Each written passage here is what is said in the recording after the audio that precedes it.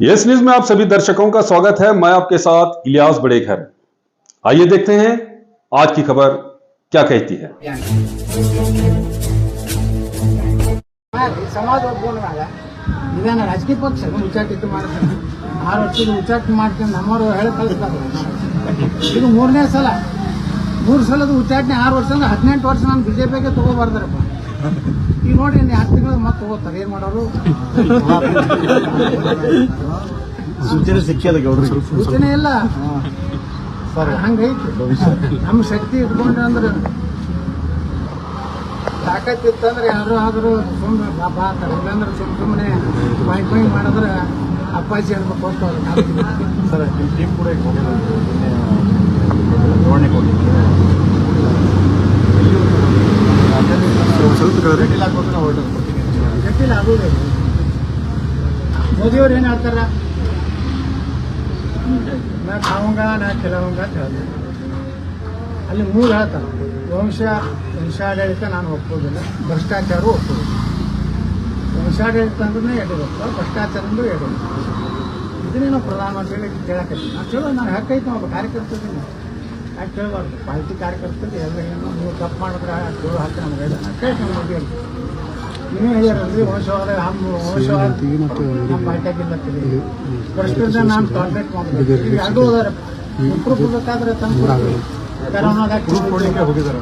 ಇಲ್ಲ ಕರೋನಾದಾಗ ಎಷ್ಟು ಹೊಡೆದಿರಿ, ನಿಮ್ಮ ಮನೆಗೆ ಎಷ್ಟು ವೋಟಿಂಗ್ ಮಿಷಿನ್ ಇಟ್ಟಿದ್ರಿ, 500 ರೂಪಾಯಿ ಒಂದು 30 ರೂಪಾಯಿ ಯಾವ್ದಾರ ಒಬ್ಬ ಕಾಂಟ್ರಾಕ್ಟರ್ 500 ರೂಪಾಯಿ ಕಡಿಮೆ ಬರ್ತಂದ್ರೆ ಆ ಬಂಡಲ್ದಾಗ ಆ 500 ತಂದು ಕೊಟ್ಟ ಮ್ಯಾಗನೇ ಅವ್ನು ಶುದ್ಧ.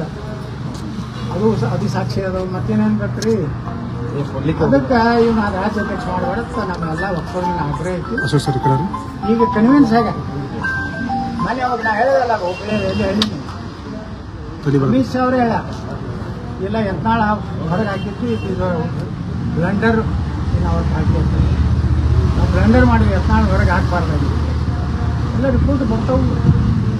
ಹೀಗಾಗಿ ಈ ಅಧ್ಯಕ್ಷರು ಮುಂದುವರಿದಿಲ್ಲ ಅನ್ನೋಂಥ ಸಂಕೇತಗಳು ಭಾಳ ಸ್ಪಷ್ಟ ಆಗಿದೆ. ಅಷ್ಟೇ ಗಟ್ಟಿಯಾಗಿ ಸಂಕೇತ ಯತ್ನಾಳ್ ವಾಪಸ್ ಹೋಗೋದು ಅಷ್ಟೇ ಗಟ್ಟಿ. ರಾಮ್ಲೂರ್ ಮಾತಾಡಿದ್ದಾರೆ.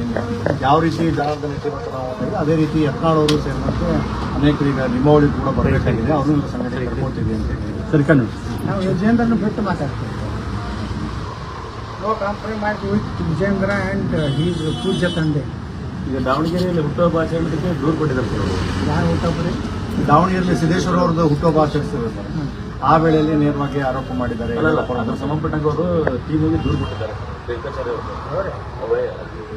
ಶಾಮನೂರು ಇಲೆಕ್ಷನ್ ಮಾಡ್ಯಾರ, ಕಾಂಗ್ರೆಸ್ ಎಮ್ ಎಲ್ ಎ ಹೇಳ್ಯಾರಲ್ರಿ ಅವ್ರು. ಯಾರು ಇದ್ರವ್ರು ನಮ್ಮ ಜೇಜ್ पटेल बताते। कब तक रहोगे किराए के घर में? अब आपके घर का सपना होगा पूरा, वो भी आपके प्लॉट पर, हर सुविधा और रीजनेबल प्राइस में। भाग्यश्री नगर में आपके लिए लाए हैं इलेक्ट्रिसिटी, टार रोड और वाटर सप्लाई जैसे अन्य सुविधा के साथ 2040, 2030 और ऑड साइज प्लॉट्स। आपका और आपके अपनों के सपनों के घर का होगा सपना पूरा, तो देर किस बात की? Address airport road near Gandhinagar, Vijaypur. अधिक जानकारी के लिए दिए गए नंबर्स पर कांटेक्ट करें। ಶಿವಗಂಗನೇ ಹೇಳಂಗಿಲ್ಲ, ವಿತ್ ಪ್ರೂಫ್ ಕೊಡ್ತೀನಪ್ಪ. ಬೇಕಾದ್ರೆ ನಾನು ಇದಕ್ಕೆ ಅಲ್ಲಿ ಧರ್ಮಸ್ಥಳ ಮಂಜುನಾಥ ಮುಂದೆ ಬಂದು ಹಾನಿ ಮಾಡ್ತೀನಿ ಅಂತ. ಮತ್ತು ಅದಕ್ಕೆ ಏನಾರು ಅನ್ಬೇಕಲ್ಲ, ಅವಾಜ್ ಇಲ್ಲ ನಾವು ಮಾಡಿಲ್ಲಪ್ಪ, ನಡಿ ಧರ್ಮಸ್ಥಳಕ್ಕೆ ವಿಜೇಂದ್ರ ಜಿ ಅವ್ರು ಕರ್ಕೊಂಡು ಹೋಗ್ಬೇಕಾಗಿತ್ತು. ಇಲ್ಲ ಅಂದ್ರೆ ಪಕ್ಷ ವಿರೋಧ ಮಾಡ್ಯಾರ. ಶಾಮನೂರು ಮನೆಗೆ ಇರ್ತಾರೆ ದಿನ ಮುಂಜಾನೆ ಹತ್ಕೊಳ. ಇಲ್ಲಿ ದಿನ ಮುಂಜಾನೆ ಶಾಮನೂರು ಮನೆಯಾಗ ದಾವಣಗೆರೆ ಕಡೆ ಅವರು ಇರ್ತಾರೆ. ಅಲ್ಲಿ ಬಿದರ್ನಾಗ ಕಂಡ್ರೆ ಮನೆಯಾಗ ಇರ್ತಾರೆ. ಬಿಜೆಪಿ ಉದ್ಧಾರ ಆಗೋದು ಎಲ್ಲಿ? ಈಶ್ವರ ಖಂಡ್ರೆ ಹೆಂಗೆ ಡೈರೆಕ್ಷನ್ ಕೊಡ್ತಾನ ಅಲ್ಲಿ ಬಿಜೆಪಿ ನಡೀತದೆ. ಇಲ್ಲಿ ಶಾಮನೂರು ಹೆಂಗೆ ಡೈರೆಕ್ಷನ್ ಕೊಡ್ತಾನ ಹಂಗ ಮತ್ತೆ ಕರ್ನಾಟಕದ ಬಿಜೆಪಿ ನಡೀತದೆ. ಇಲ್ಲಿ ನಮ್ಮ ಬಿಜಾಪುರ ಬಾಲ್ಕೋಟ ನಡೀತಿಲ್ಲ, ನಾಟಕ ಕಂಪನಿ ಬಂದ್ ಐತಿ. ಇಲ್ಲಿ ಆದ್ರೂ ಮಾಡ್ತಿದ್ರು ಎಲ್ಲ ಹಂಗೆ ಬೆಳೆ ತೊಗೊಂಡು ಇಲ್ಲಿ ಭೂಮಿ ಪೂಜೆ ಅದು ಮಾಡ್ಲಿಕ್ಕೆ ನಾವು ಬಾಂಗ್ಲಾದೇಶಕ್ಕೆ ವಕಫ್ ಮಾಡಿರಲ್ಲ ಹೋರಾಟ ಮಾಡ್ಬೇಕಂತ ಮಾಡಿದ್ರೆ ಬಟ್ ಅದು ಅಷ್ಟು ಸಕ್ಸಸ್ ಕಾಣ್ತಾ ಇಲ್ಲ. ಅದನ್ನ ನೀವೇ ನೋಡ್ರಿ, ನಾವು ವಕಫ್ ಬಿಟ್ಟು ಡಾಕ್ಯುಮೆಂಟ್ಸ್ ಕೊಟ್ಟಿದ್ವಿ. ಇವತ್ತು ಬಿಜಾಪುರದಾಗ ಆಗಿದ್ದು ಒಂದು ಉದಾಹರಣೆ ಅಲ್ಲ, ಈ ದೇಶದಲ್ಲಿ ಆಗೈತೆ ಇವಾಗ ನಾವು ಇದಕ್ಕೆ ಹೋಗಿದ್ದೀವಲ್ಲ ದಿಲ್ಲಿಗೆ, ಇವನ್ನ ಜಾಯಿಂಟ್ ಸೆಕ್ರೆಟರಿ IAS ಲೆವೆಲ್ ಅಧಿಕಾರಿಗಳು ಹೇಳಿದ್ರು ನಾವು ಹೋದಾಗ, ಹಿಂಗ ಇದು ವಕಫದು ಎಷ್ಟು ಕರಾಳ ಐತೆ ಅನ್ನೋದು ನಮಗೆ ಗೊತ್ತಿರಲಿಲ್ಲ. ಅಲ್ಲಿ ಮುಸ್ಲಿಮರಿಗೆ ಜೊತೆ ಹೊಡೆದಾರ, ಯಾರನ್ನೂ ಬಿಟ್ಟಿಲ್ಲ. ನಾವು ಇದಕ್ಕೆ ಹೋಗಿದ್ದೀವಲ್ಲ, ಒಂದು ಯಾವ್ದು ಹಳ್ಳಿಗೆ ಹೋಗಿದ್ದೆ, ಹೆಸರು ನಾನು 1500 ಎಕರೆ ಮುಸ್ಲಿಮರು ಸಹಿತ ವಕಫ್ ಮಾಡಿ ಅವರು ಬಂದಿದ್ರು. ಮುಸ್ಲಿಮರು ನಮ್ಮ ಜಮೀನು ಹೊಡೆದಂತ, ಅದು ಅಷ್ಟು ನಾವು ಅಥೆಂಟಿಕೇಟ್ ಮಾಡಿದ್ದೀವಿ. ಈಗ ಅವ್ರೇನೋ ಮಾಡ್ಲಕತ್ತ ಹೋರಾಟ ಮಾಡಲಿ, ಸಂದರ್ಭ ಅಂದ್ರೆ ಇದು ರೋಹಿಂಗ್ಯಾ ಮತ್ತು ಬಾಂಗ್ಲಾದೇಶನ ಈ ದೇಶದಿಂದ ಹೊರಗೆ ಹಾಕಿದ್ರು. ಅದರಲ್ಲಿ ಯಾರು ಮೊದಲಿಲ್ಲ.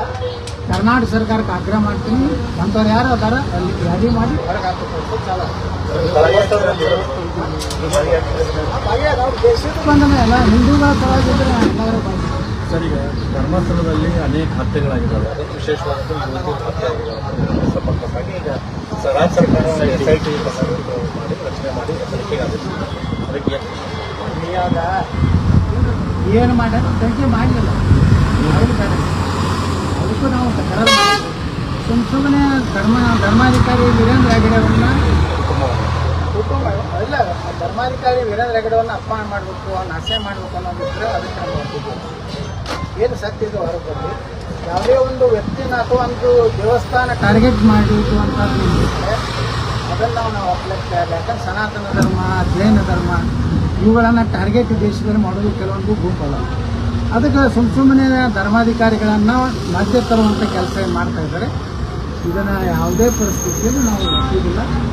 ಯಾವುದೇ ರೀತಿ ಅವರಿಗೆ ತೊಂದರೆ ಆಗೋ ರೀತಿ ಇದರವರು ಅದ್ರಾಗ ಪಾತ್ರ ಇಲ್ಲ. जैसा कि आप सब जानते हैं कि आप सभी का प्यार हमारे साथ कायम है, इसी तरह से हमारे इस चैनल को प्यार करते रहिए और हमारी सारी खबरों को लाइक, शेयर और सब्सक्राइब करना ना भूलिए। हमारा यही मकसद है कि आपको हर खबर जो है जैसा है वैसा ही आपको हम दिखाते रहेंगे, ना किसी का पक्ष लेंगे, ना किसी के विरोध में जाएंगे। हमारे कदम सच के साथ।